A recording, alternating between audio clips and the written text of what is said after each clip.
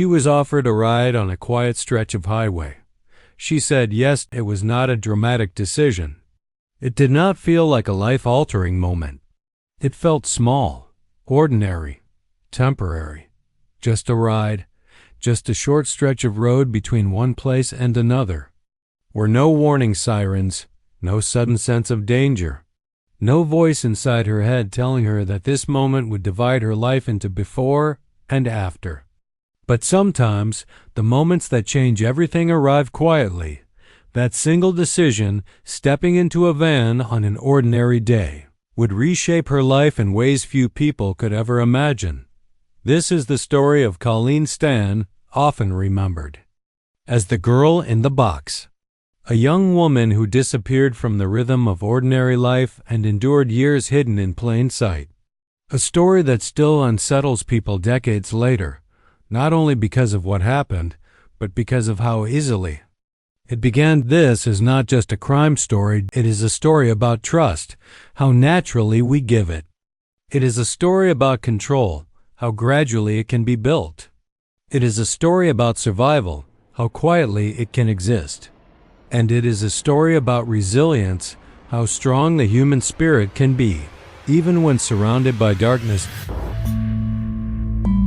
The case is decades old, but the horror of what happened to Colleen Stan has not diminished. In 1977, Colleen Stan was 20 years old. She was hitchhiking on I-5 outside Red Bluff and was picked up by a young couple. They had a baby with them. Colleen thought they looked safe. The husband looked kind of like dirty, like he maybe had just got off work, and his young wife, and she was holding their 7-month-old baby.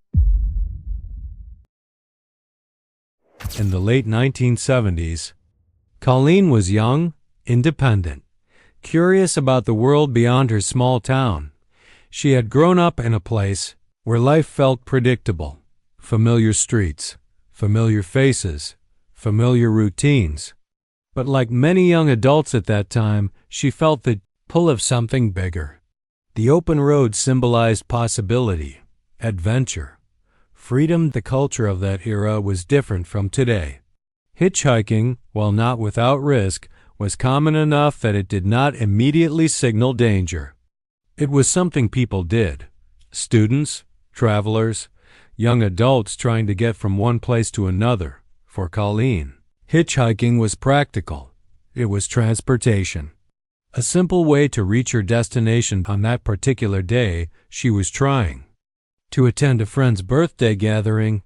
It was meant to be a celebration, a happy occasion, a normal social event. Nothing about that morning suggested that her life was about to shift into something unimaginable.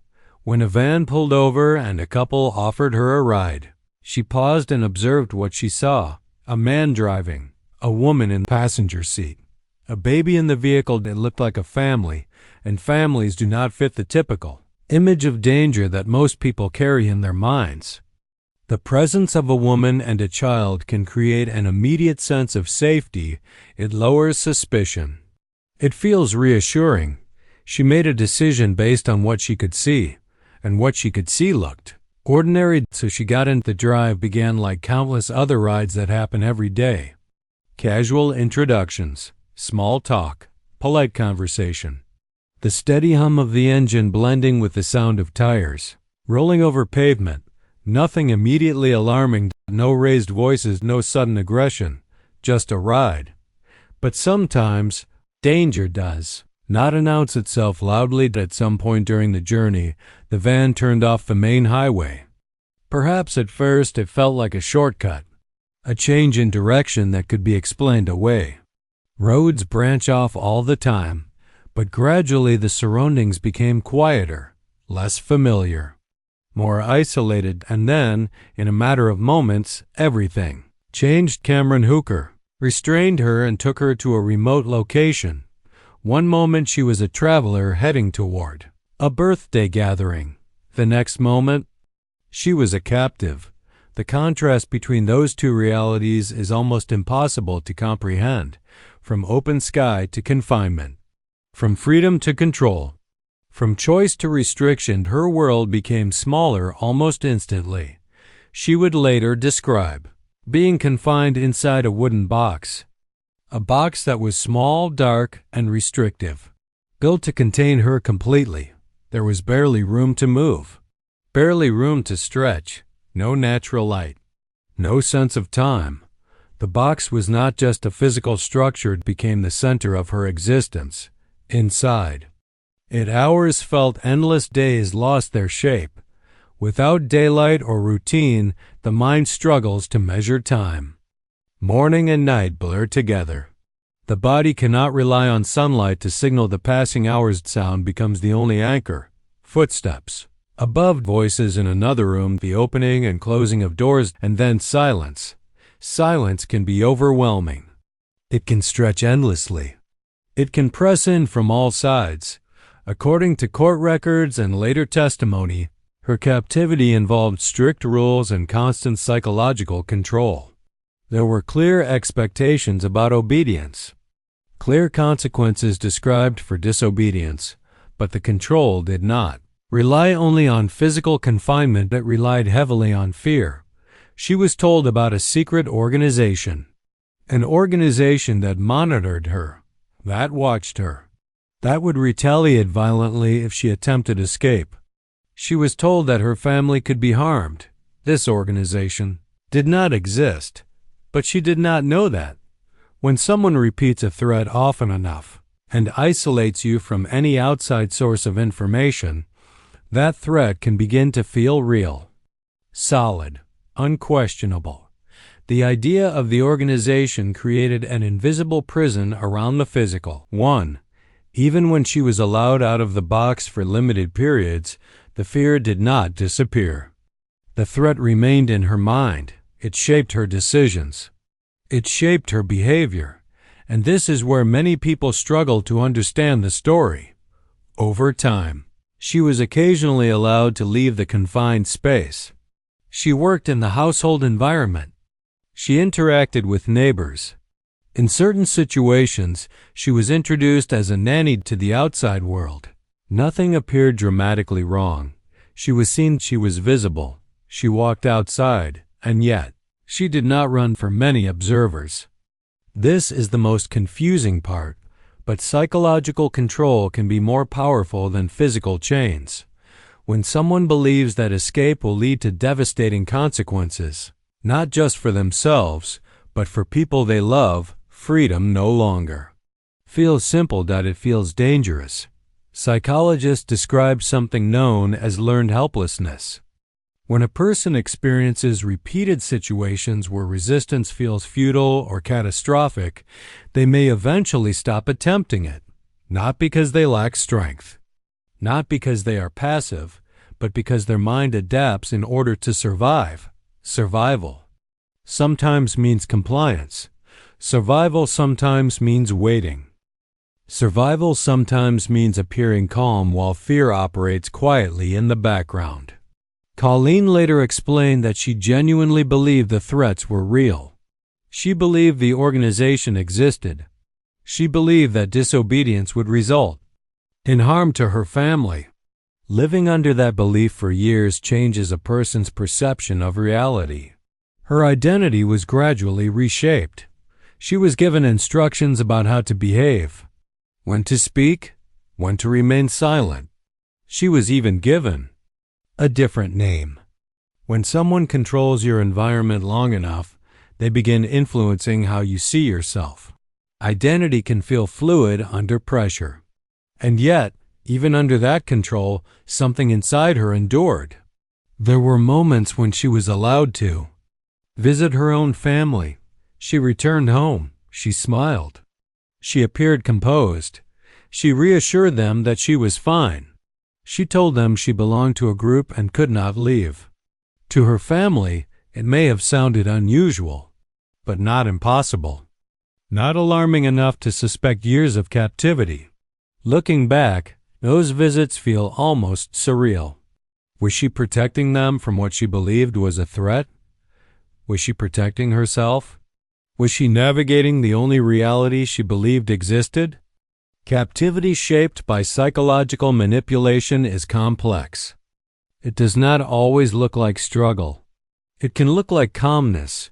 As years passed, something shifted within the household. Janice Hooker, Cameron's wife, had participated in aspects of the arrangement, but over time, according to testimony, she experienced growing internal conflict. She later stated that she also felt controlled and manipulated. Living inside secrecy creates emotional strain. Living inside fear creates tension. Eventually, that tension reached a breaking point. Janice confided in a friend. Later, she approached authorities. With that decision, the illusion began to crack. Investigators examined the situation more closely. The narrative that had sustained Colleen's fear began to unravel. She was told the truth. There was no secret organization, no watchers, no hidden force waiting to harm her family. The prison that had existed in her mind dissolved in a moment.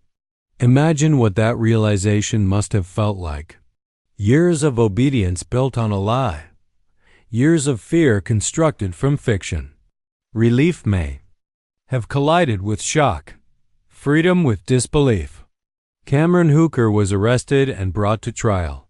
During the proceedings, disturbing details emerged about the extent of the captivity.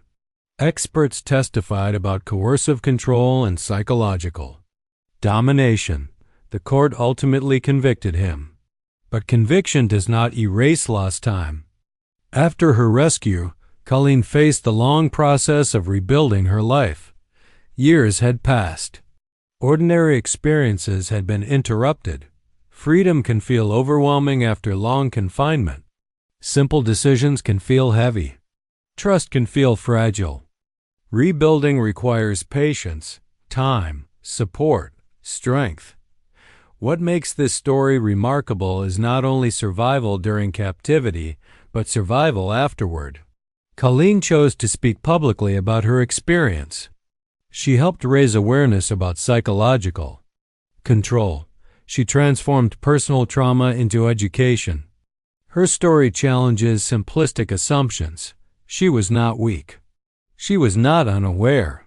She was surviving under conditions most people will never fully understand. Neighbors saw her. Acquaintances interacted with her. Life appeared normal on the surface, but appearances can hide extraordinary realities. Colleen's story reminds us that captivity does not always look dramatic. It can be quiet, subtle, hidden behind ordinary doors. It reminds us that psychological chains can be as binding as physical ones. And it reminds us that resilience does not always roar. Sometimes it survives quietly. Sometimes it waits. Sometimes it endures in darkness until the moment arrives when truth breaks through fear. Freedom, something most of us rarely think about, is fragile. The ability to step outside, to make a call, to decide. These are small things until they are taken away. Colleen's journey from captivity to rebuilding her life stands as a powerful testament to human endurance. And sometimes the most powerful stories are not about the darkness itself, but about the strength it takes to walk back into the light.